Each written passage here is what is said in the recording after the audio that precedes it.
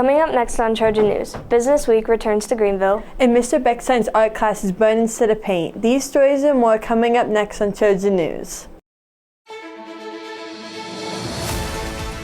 And now, from Studio 100 at Greenville High School, this is Trojan News. Hello and welcome to Trojan News for Friday, January 13th. I'm Lily. And I'm Madeline. After a COVID hiatus, GHS welcomed back Business Week in October. Seniors were organized into company teams and spent the week working through a variety of activities and challenges that simulated a business environment and promoted team building. Brooke Williams has more. Business Week is finally here. GHS seniors form into teams and learn more about development and economics by creating and selling a product. 60 units at your maximum. It's not here yet, but in some of the schools up there. Whatever you want to do in your life, you should add some of this skill set into it. Throughout the week, the groups created prototypes and later advertisement, which was spread throughout GHS halls.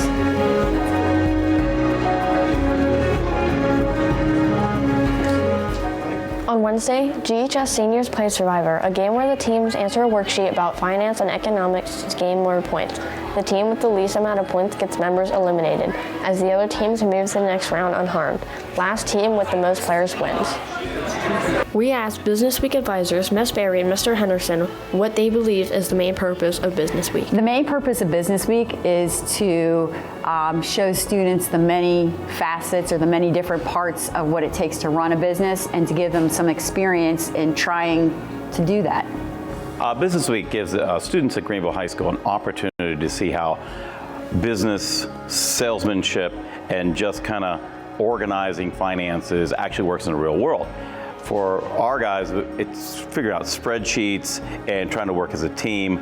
It really does. It's a hands-on moment to kind of create this avenue so you can understand when you step out of this school what it means to go into the workplace, what it means to actually go into sales. It gives us just a little touch of what that's going to be like. On Friday, the seniors dressed up in formal attire and attended the trade show where they presented their product to families, students, and teachers of GHS.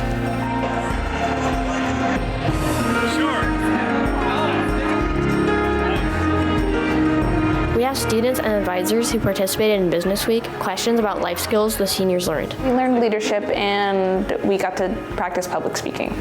Just to work as a team and to if you don't work as a team, it's just gonna be chaos. I heard other groups were. I definitely learned a lot of teamwork and leadership skills. Sometimes you have to learn how to work with people that you don't really like too much. And that is, in fact, a life skill. Doesn't matter what you're doing, where you're working. Sometimes in life you're going to encounter people that you don't really like too much, and you have to work with them to get the job done. 100%, I do believe that the biggest life skill is trying to work with others. Try to actually participate, even though you're not sure what you're doing. Be engaged the entire time. Everybody's focused on one common goal. My room has 18, 19 students, so we have $2,000 on the table if we win. That's a lot of money. It's a lot of money for anybody, but for $100 a kid, we're all working. So the kid that does barely anything to the kid that does the most, it's all the same money. So it's the idea of working together, being motivated, choosing your job and doing it well. That's what they get out of it. Which one of your teachers would you guess is a former professional gamer? We'll give you a moment to think about it. The teacher's room is on the second floor. Give up? It's Mr. Scott. Dakota Smith got to know him a little bit better in this week's Spotlight.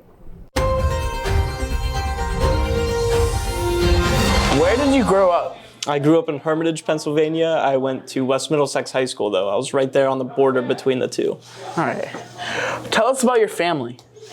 I have one twin brother. I have a mom and a dad. I had grandparents as well growing up. I frequently went to my grandmother's house. She lived next door to me. But my brother has pretty much been in most of my life, and he's my best friend. So, why did you decide to become a teacher? I love teaching. That's throughout all of my college. Spent way too long there. The whole time that I was there, what I got the most joy out of doing was helping my classmates with studying for their tests and stuff and seeing them do well. So it kind of just made sense to jump in here and help out and teach others. All right.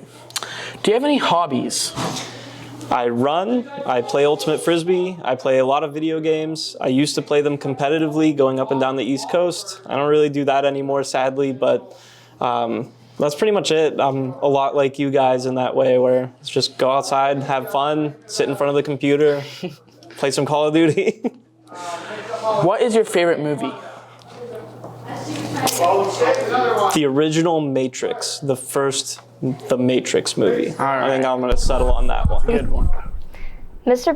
Beckstein's art classes recently traded in their paintbrushes for a wood burner. Students used the tool to create designs in blocks of wood. Designs ranged from flowers, animals, landscapes, and text.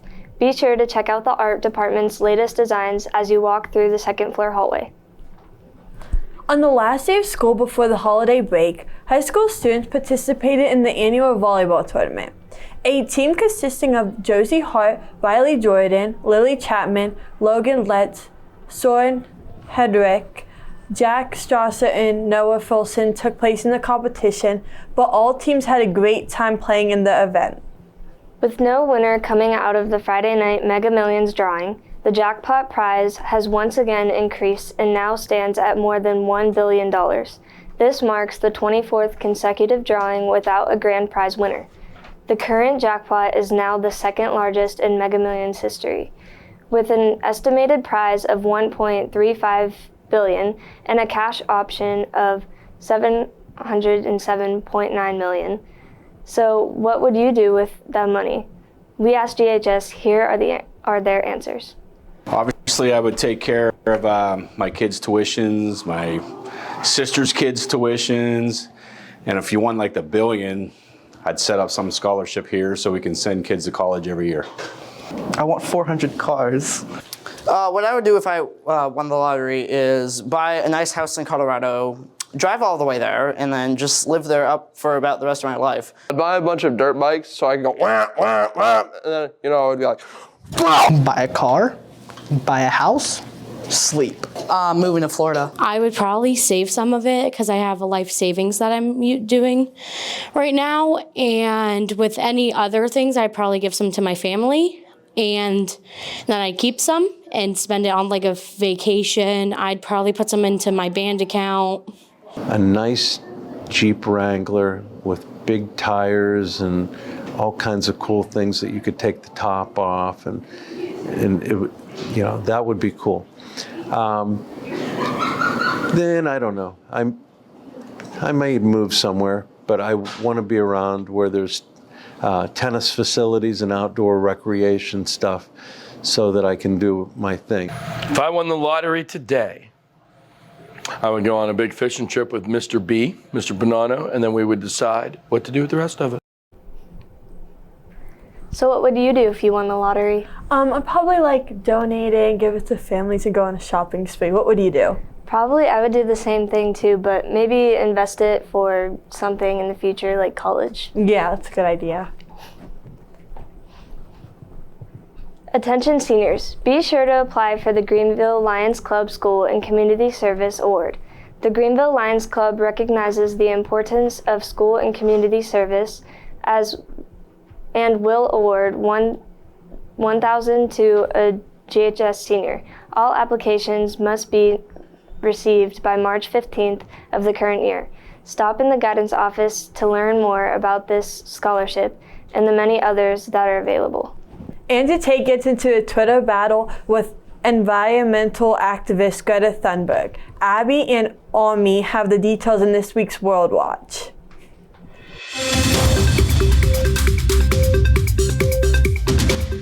On the 27th of December, former kickboxer, online entrepreneur, and quote-unquote top G, Andrew Tate, 36, sends a hostile tweet to climate activist Greta Thunberg, 19, about his sports car collection. He ends his video with, "Please provide me your email address so I can send you a complete list of my car collection and their respective enormous emissions." He was probably hoping to enhance his status by mocking her. Instead, she burned the macho guy to a crisp in 9 words. Yes, please do enlighten me. Email me at explicitcomment@getalife.com. Thunberg's comeback clearly offended Tate, who tweeted 10 hours later in a video in which he tried to reaffirm his masculinity and status by blathering on in a dressing gown, with a cigar and pizza box as props. Not long after that, he and his brother, Tristan Tate, were arrested by Romanian authorities in connection with appealing allegations of human trafficking. Tate denies all wrongdoing. Some people speculate the Roman brand pizza box in his video helped cue the police on his location. So in response, Thunberg tweeted this out. "This is what happens when you don't recycle your pizza boxes."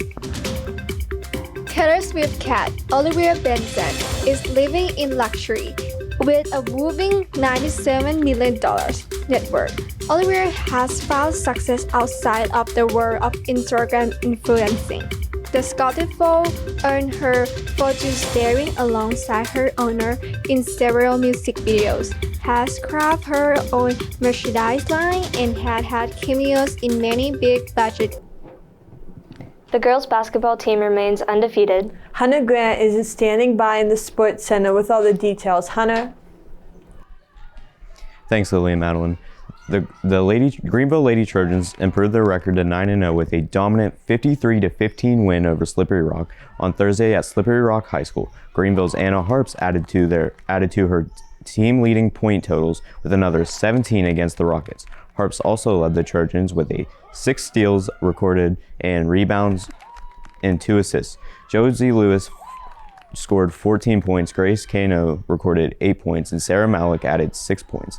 Kano recorded Greenville's lone block on the night, and Malik totaled 5 steals, 3 assists, and 2 rebounds. Lewis registered a team high in assists with 4 to go along with her 2 steals and a rebound. Sophomore Peyton Davis led the Lady Trojans in rebounds with 6. The girls continued their strong play into this week's 52-9 win over Hickory. That's right, 52-9. Kano and Harps scored 13 each for Greenville. Lewis added 11 and Malik 9. The Greenville Trojans dropped a challenging game against Oil City 57-24 on Friday at Greenville High School. Greenville's Noah Filson led the Trojans with a team-high 11 points, including a buzzer beater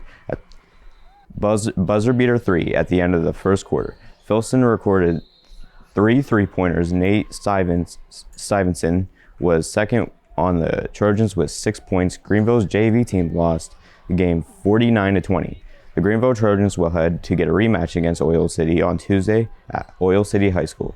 That's the latest from the Sports Center. Let's send it back to the girls in the studio.